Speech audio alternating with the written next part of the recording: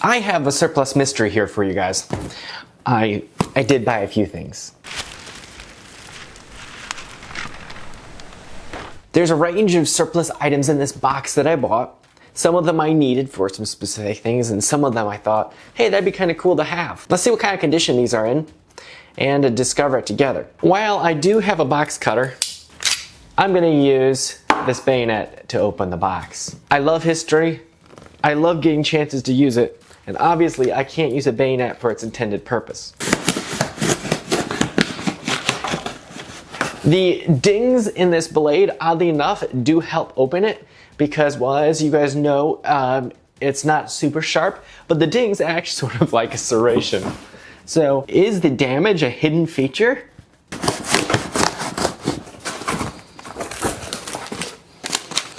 Okay, of course, the purchase order, purchase information, gonna put that aside.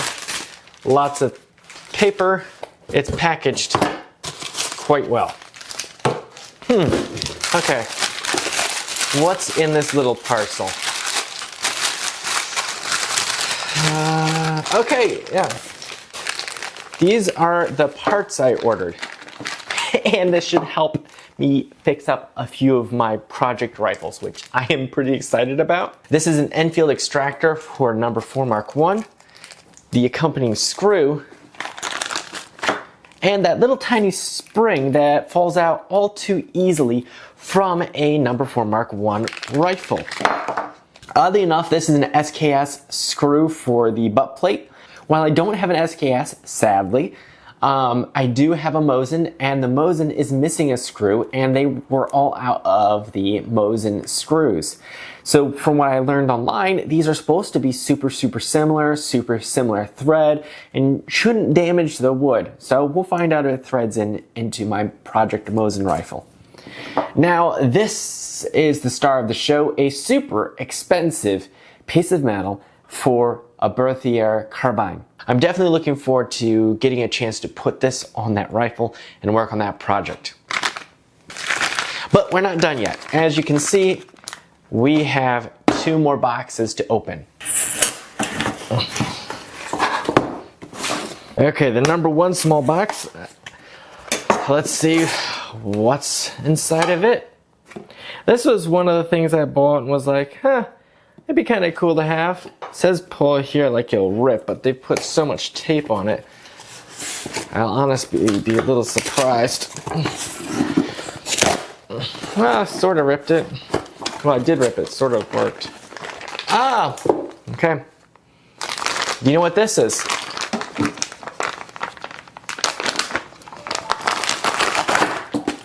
This is a bandolier packed full of 303 rounds. They come even all loaded onto the stripper clip, which is kind of cool. This is actually probably post-war. I would assume this is Canadian manufacturer instead of British as well. No, okay. So these are actually 1942 date.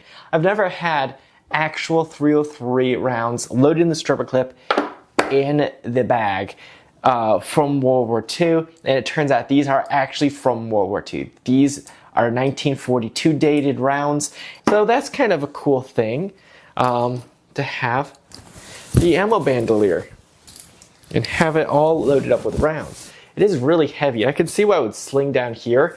It definitely doesn't want to ride up here. It just goes right down. I know, that's like a technical term. I'll put that back in here. This is cool too. I like the stamping, just seeing the military stamping from that time period. 50 rounds of 303 ball. I survived the wait. I'm back the next day. Let's open this box and see what's in it.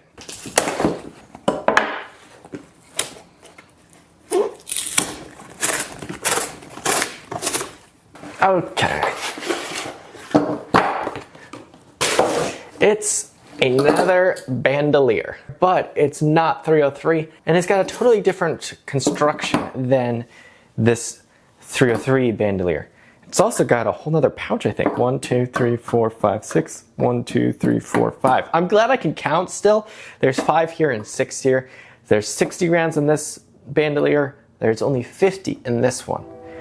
But what is this bandolier?